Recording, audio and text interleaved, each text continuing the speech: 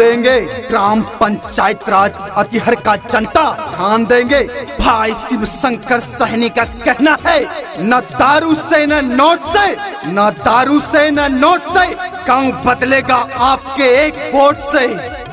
सबका इज्जत सबका सम्मान, सबका इज्जत सबका सम्मान, यही है भाई शिव शंकर सहनी का पहचान।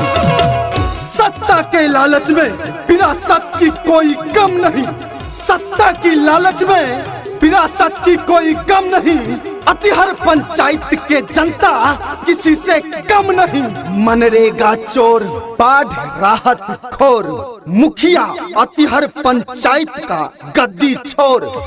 हम कहै छी सुनो या भैया हमरा एगो बात के, हम कहै छी सुनो या भैया हमरा एगो बात के। अइबेर जाके पता न दबेबै मोमबत्ती छाप पर।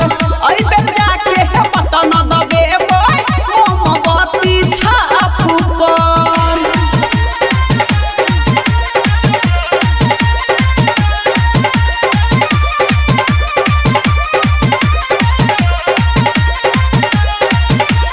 अतिहर पंचायत के नजर में रखा था, देता पूरा ध्यान यो, देता पूरा ध्यान यो। हाँ, अतिहर पंचायत के नजर में रखा था, देता पूरा ध्यान यो। पूरा पंचायत में नहीं चाहिए हम नेता, छथिन उ महान यो। करू विश्वास है यो जनता आहा हुनका बात पर। करू विश्वास है यो जनता आहा हुनका बात पर। अइबेर जाके पता न दबेबै